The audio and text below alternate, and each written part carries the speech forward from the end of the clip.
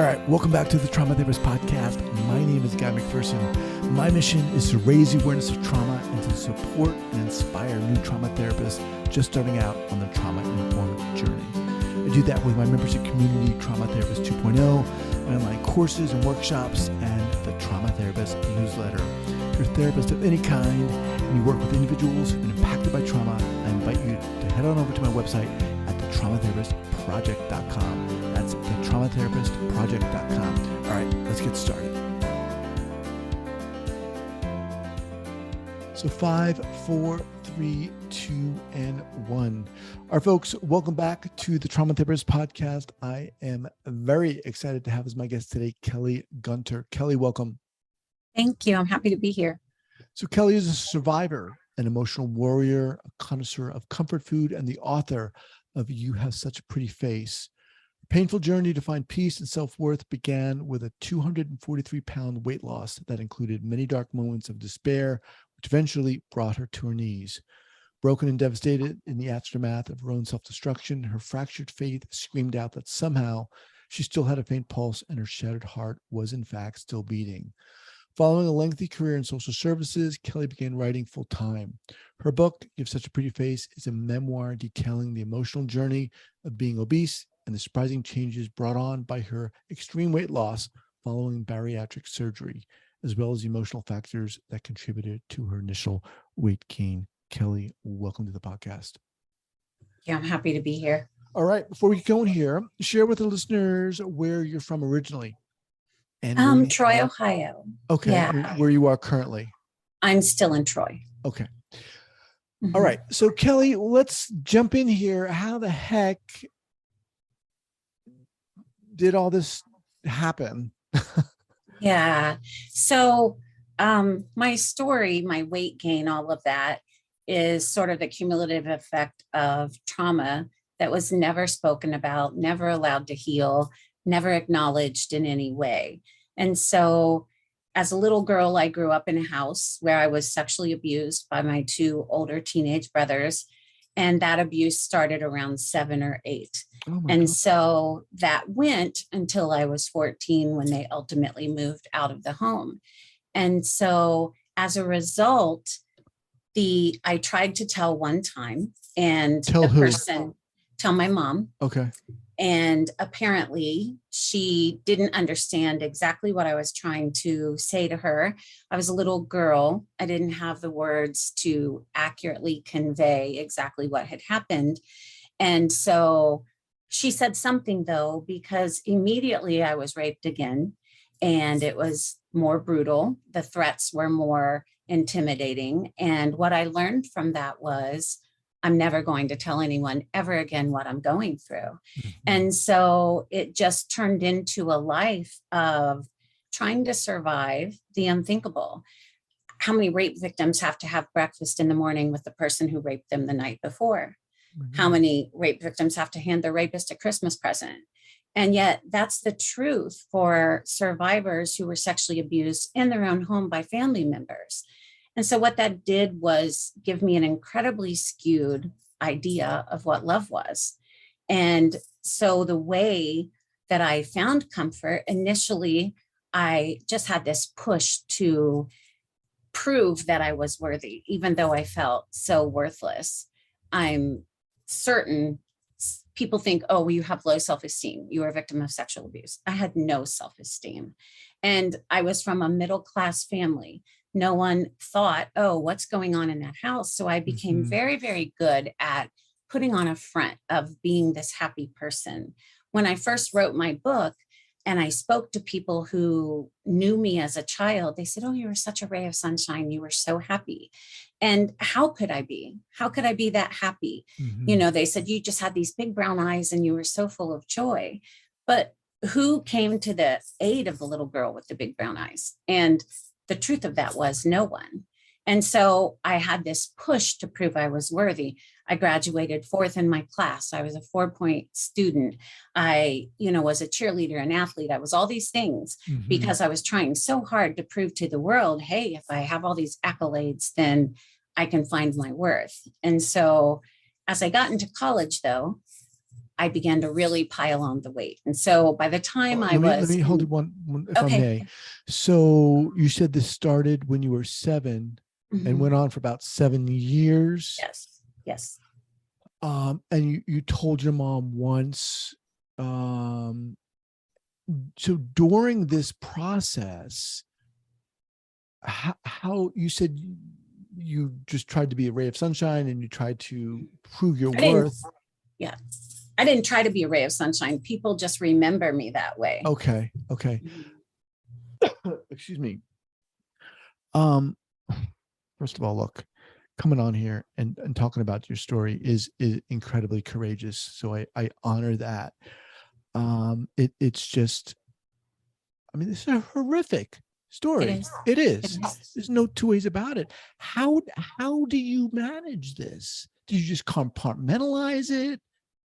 Interestingly enough, yes, there was a lot of compartmentalizing going on and a lot of survival skills that I developed. I became a very, very good liar.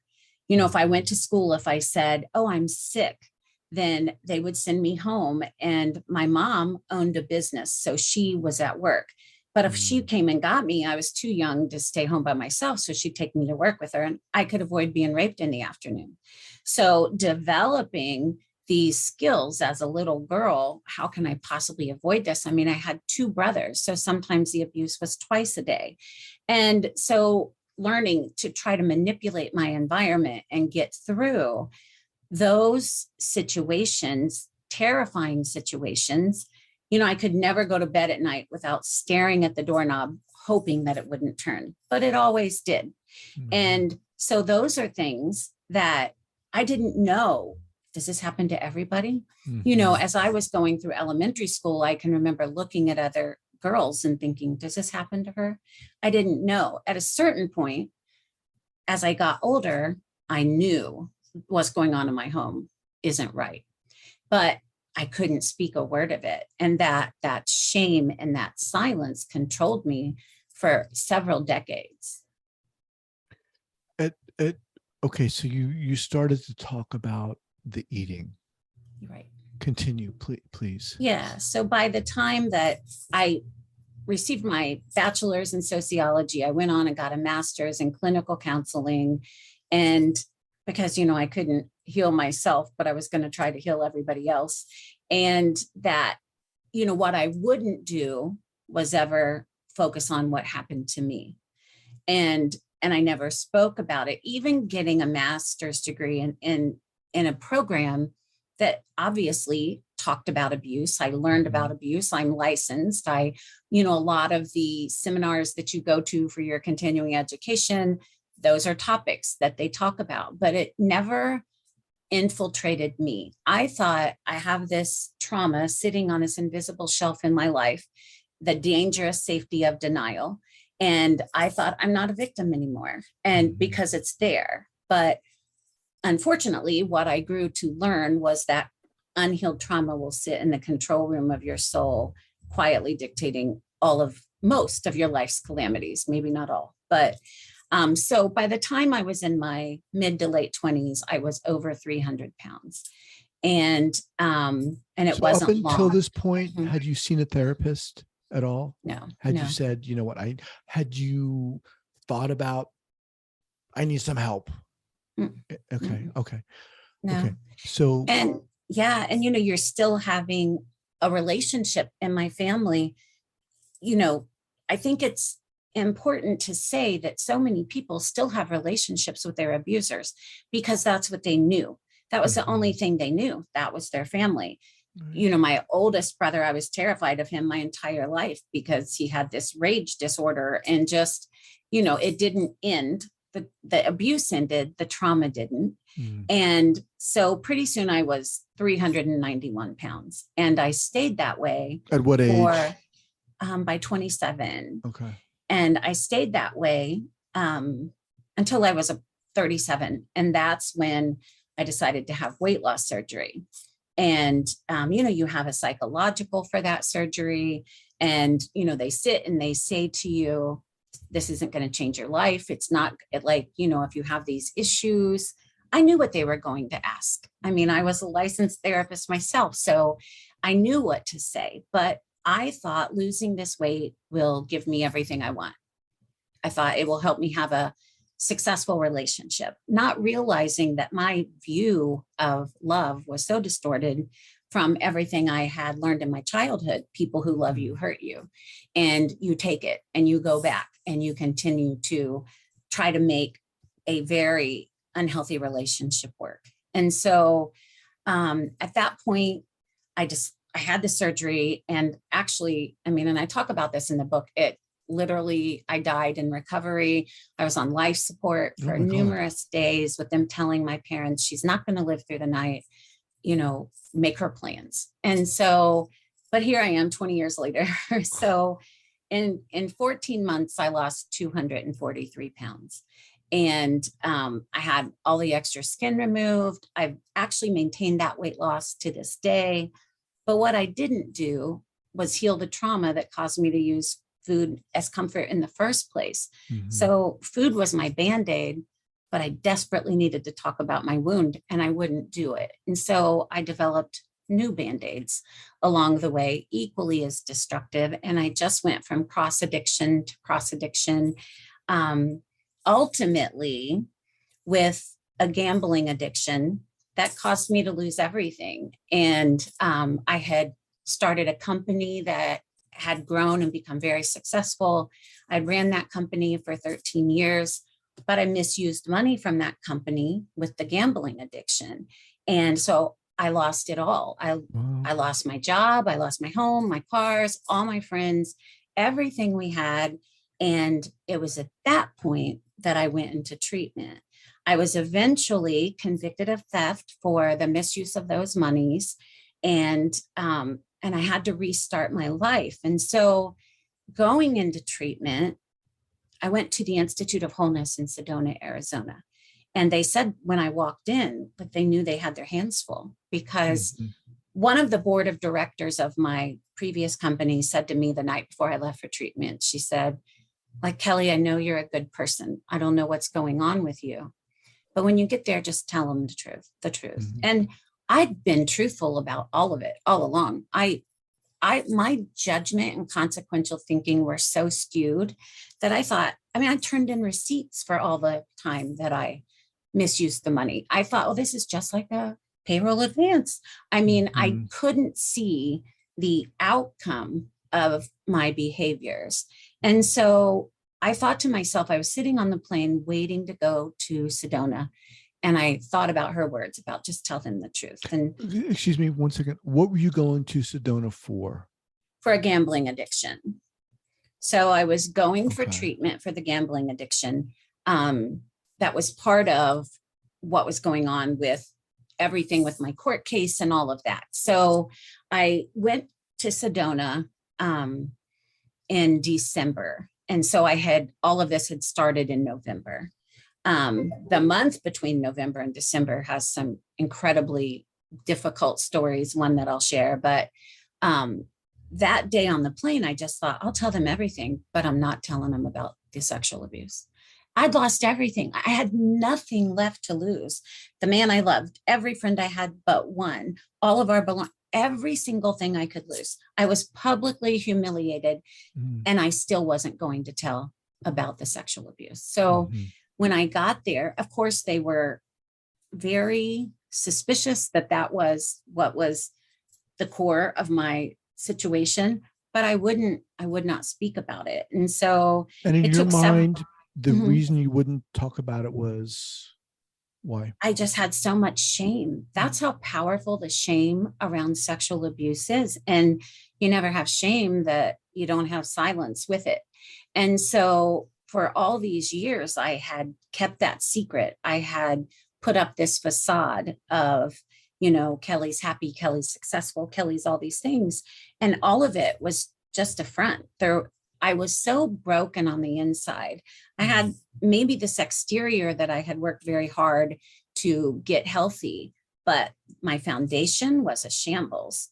And so finally, though, in Sedona, eventually they were able to get me to just break down eventually. It took several days before I finally would speak of it. And that's how powerful that shame is. I sat in the director's office one day and she put a doll in front of me that was approximately 8 or 9 years old, the age of the size of a doll that would match an 8 or 9-year-old little girl. And she said, I want you to tell 8-year-old Kelley what she needed to hear.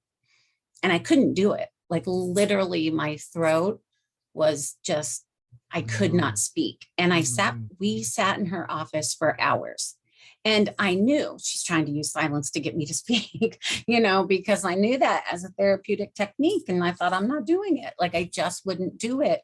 And hours had passed. We'd had bathroom breaks. And finally, she said to me, Kelley, this is important. She said, you could go to jail. And I said, I'd rather go to jail than do this. And that's how powerful that shame is. And so eventually, though, they were able to get me to speak. And that is really when my healing journey began. What did you say to the girl, the doll?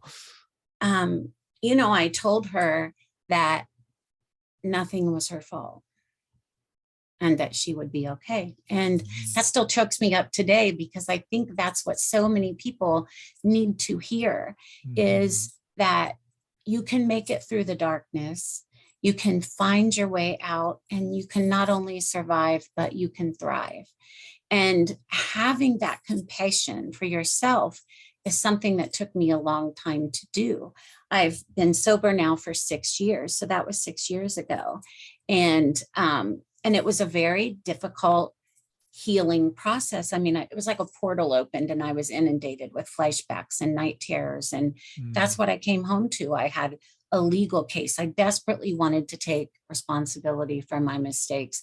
At the same time, I'm overwhelmed with these flashbacks, and the night terrors were really difficult. And getting through those situations and learning that I could be in a healthy vulnerability with people was a very difficult process for me, to be able to trust and to learn that I didn't have to use the survival skills that became incredibly unhealthy coping skills as an adult.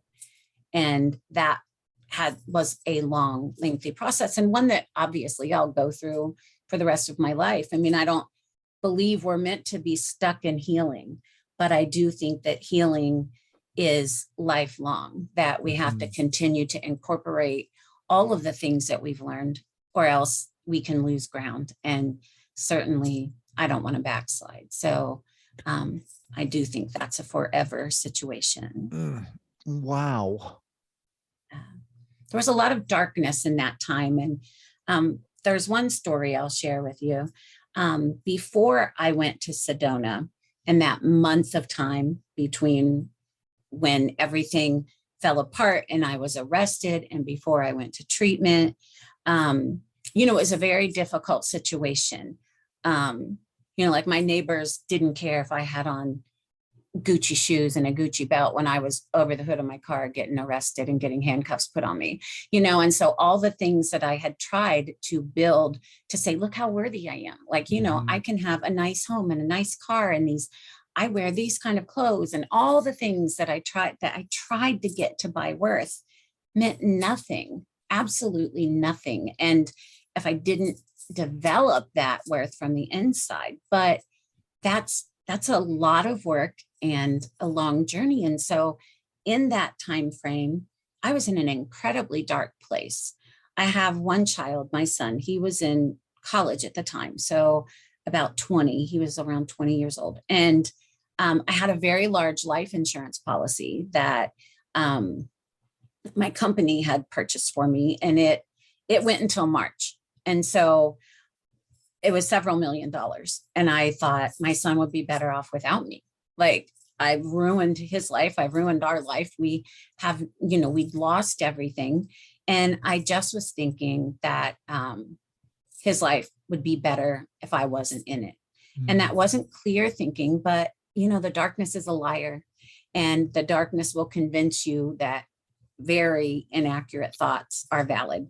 And so I had tried to figure out, oh, how can I end my life that it wouldn't look like I ended my life. And I could not come up with anything that was something I thought was viable. And I couldn't bring myself to do that.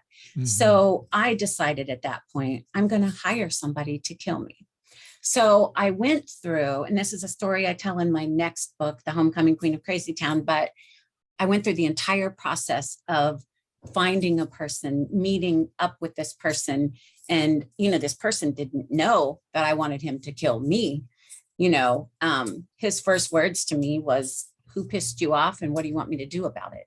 Mhm. And so like that, I think is just indicative of how difficult the journey is to get from the darkness to the light. But I do believe, and that's why, besides speaking and writing, I'm a supervisor on the National Suicide Hotline. And because I feel that responsibility to try to help other people who feel trapped in the darkness, I was ultimately able to escape. That's work that's very, very important to me. And, even in the 12 steps, we're required or we're supposed to share. Mhm. If we've learned something, then we're supposed to give it back. And so my message always is, even as a therapist, I couldn't heal myself. And I needed to be able to speak that truth to someone.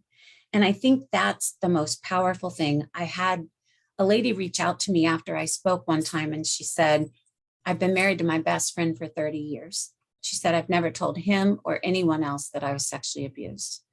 And she said, I may never tell another soul, but I'm telling you. No. And she said, at least it's off my shoulders now. And that was so powerful to me, because she didn't say I'm married to a fool and we don't sleep in the same room. She said, I'm married to my very best friend. Right. And so this man is laying next to his wife for 35 years and has no idea what she went through as a child. And I just want people to know you can survive the healing process. And, here's the pain, here's healing, or here's peace, but the bridge that connects them is healing. But we can't heal what we don't acknowledge. And not acknowledging it almost killed me. It took you a long time, from what you're saying, to get to the point where you were able to admit and address the trauma and the abuse. I mean, it took you a long time. and It did. You went through a lot. You were willing to give up a lot. Why do you think it was in that moment, in that office in Sedona with that therapist, that you decided to do it at that point? She wore me down. I'd been there for days, and she was just as determined to be silent for as long as it took as I was to remain silent. And I felt at that point very protected in that environment. And additionally, I think that eventually, when pain is powerful enough, it's a catalyst to begin to accept that I can possibly speak this and survive it. Mm-hmm. And I think that that process is what allows our brain to go from being hypervigilant to rest and repair. And, I saw that you had Dr. Perry on here. And of course, I loved his book with Oprah, What Happened to You. And I actually reached out and emailed him, and amazingly, he responded. I was just so thrilled by that. But understanding what trauma does to our brain, and made it so clear, all the bad decisions, all the impulsivities, all the, low self-worth. And I think that as therapists, we have to remember that that shame is so powerful. It will strangle the life out of people, Mm-hmm. and people will not speak it. The National Association of Abused Adults Who Were Abused says that 95% of people who were sexually abused never speak it to anyone. And if you take the numbers, 1 in 3 girls, 1 in 6 boys, That says we have roughly 82 million adults, just in the United States, who've been sexually abused. And 95% of those people have never spoken of it to anyone. So we have all these people who are, listening to people who say it was in your childhood, get over it. Right. Yeah. Do you have, or what kind of relationship do you have with your brothers now? I don't have a relationship with my brothers. The one has since passed away. And in a strange enough event, he had cancer, and I was the one who had to take care of him. Wow. And on his deathbed. And so that's definitely a chapter of the Homecoming Queen of Crazy Town, because that was a very difficult week of my life. The other brother, there were two types of abuse. One was very savage and brutal and threatening, and the other one was talk you into it, but not being violent with me. And so I grew up thinking that wasn't abuse. And so I'd had a relationship with him my whole life. And I thought he was, one of my good friends. I never considered that abuse because he didn't physically hurt me. And it wasn't until I went into treatment that I realized that abuse was every bit as damaging as the violent abuse. And so I don't have a relationship with him today. Do you feel it's, I guess, how do you look at that? How do you view that? Do you think is forgiveness there? Does one need to forgive them in order to move forward? Yeah. And for me, when I ask you that, I'm just asking you, I don't know. I don't have an answer. You know what I'm saying? I'm just curious about what your thoughts are on that topic. Right. And absolutely. I mean, first of all, my faith is one of the big things that got me through this my whole life, my entire life. I can see the handprints of God in every piece of my story. But forgiveness for me was so crucial. And I always understood in a strange way, I always understood that someone hurt them for them to hurt me. I somehow was always cognizant of that. And it didn't mean that I didn't go through times of hating and being very angry, but I always was aware someone hurt them first.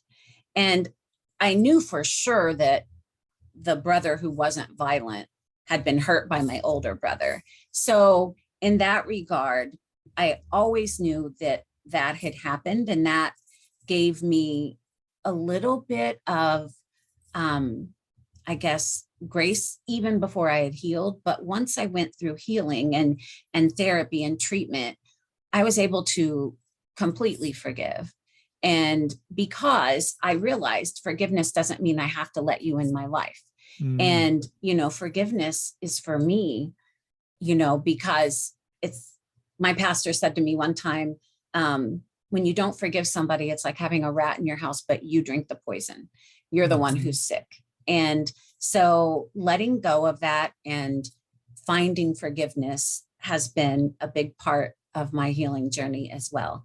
And something that sometimes I have to just continue to pray about and be like, I'm mad again today. So right. Yeah, that's a tough one for me. I don't know if I could do that or would want to quote unquote forgive. You mentioned letting go. I could see where I would feel an enormous amount of anger and oh my God, towards this person. And I would feel that weight in me and I would want to let that go. But yeah, forgiveness is a big one, man. It's how do you forgive someone, I guess, but you've got to move on somehow. Right. That's what I meant when I said we aren't meant to be stuck in healing. Right. You see people who it seems like they're stuck in one part of it, which is understandable. But I wanted to move forward out of that, take all the lessons I learned, because I never wanted to speak, even in You Have Such a Pretty Face, which, by the way, I named it that because people would say, oh, Kelley, it's such a shame about your weight. You have such a pretty face. And it's not a compliment for anybody out there that thinks that is, because so many people have resonated with that title. But I was just able to move out of that and take all the lessons I'd learned, all the scars that I had, that I realized I no longer needed to hide, to be able to move forward into a place where I had happiness and joy and was able to exist outside of what has happened to me. At what point did you get, when did you get to the point, Kelley, when you were like, I want to write this book? Yeah. So after I came home from treatment, when I came home, eventually I thought, I'm going to share this story. The interesting thing is, and You Have Such a Pretty Face, the subtitle of that book is A Memoir of Trauma, Hope, and the Joy That Follows Survival. So while I do talk about my weight loss, it's about the trauma and how I talk about all the different addictions. I talk about how, losing the weight didn't fix things. And so, but that process in that book, I didn't mention the sexual abuse initially. And it was like I couldn't sleep at night. So I put a few paragraphs in there about it. But that, because I just wasn't to the point yet that I could share my story entirely with the world. And that's so many people. I've had thousands of messages from people who resonate with the homecoming queen of Crazy Town. And like I said, I mentioned her in the first book because they're like, girl, you might be the queen, but I'm dang sure on the court. Like people really resonate with her, that broken part of us that surfaces when we're stressed and overwhelmed and when we haven't healed.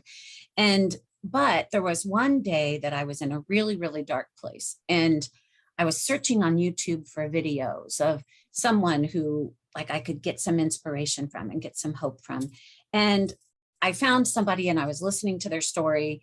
And I kept watching the clock and I'm like, when are we getting to the really good part, And so I'm like, she's out of time. And the thing was, someone had hurt her, and definitely she'd had a hard time and had a remarkable healing journey, but she hadn't made any mistakes along the way.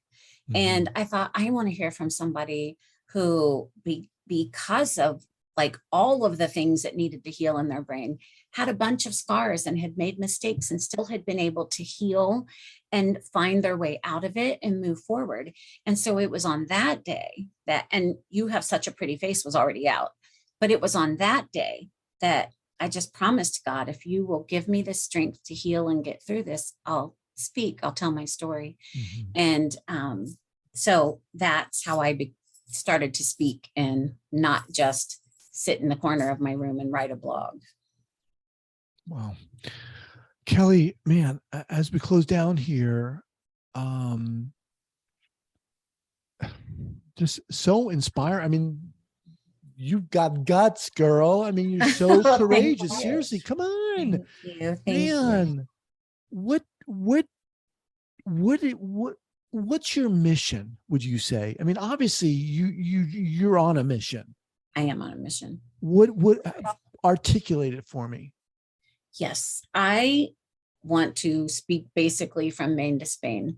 I want to let the world know, everybody who's suffering in silence, people who may never speak it to another person, that they are not alone, that there are millions of other people who have been through what they've been through, and that you can heal, that you are not worthless. You're not what's been done to you. You're not what's been said to you. You're not all the sorry, but bullshit lies that trauma likes to speak to your mind when you're feeling so low.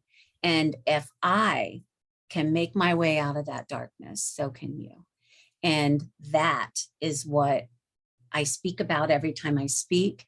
And each time I speak, it's just amazing the line of people afterwards who just want to say, me too. I've had 85-year-old women say, I've never told anybody, but I'm telling you right now. Oh my God. And, men too, men line up and tears streaming down their face saying, God. Me too. And knowing that, because what I believe is that people who are in pain don't want to hear you should, or this is how you fix it. They want to hear, I've been there. Right. That's what they want to hear. They want to hear me too. Right. And obviously that's not the job of a therapist, but they need to hear that someone else has survived the unthinkable, and not just survived, but been able to heal and begin to thrive. And that's my mission. Regardless of what your beliefs are, whether you believe in God or the universe or a higher power, whatever your beliefs are, you can get through this and you can survive. And my life is perfect proof for my beliefs of what God can do with the broken. And that's what I want people to know. They can survive. Kelley, how can people reach you? My website is kelleygunter.com. I'm on Facebook and Instagram, and probably my website is the best way to reach me. There's a contact us on there because I get a lot of messages on social media. Yeah, my website. And the book can be purchased anywhere books are sold? Yeah. Okay, Yeah. we'll have that linked up at the show notes page at the traumatherapistpodcast.com. Kelley, love to have you back. Thank you. I would be glad to come back. Definitely, we'll do it at a later date.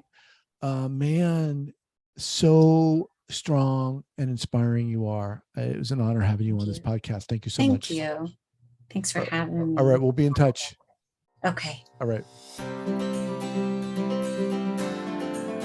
I want to thank you so much for listening to this podcast, and I want to let you know that I am very excited about my new podcast, The Right Now Project.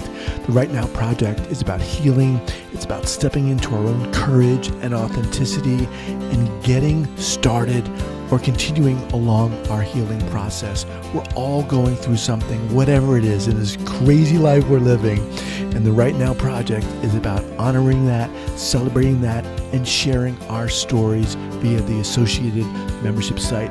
Check us out at therightnowproject.com, therightnowproject.com.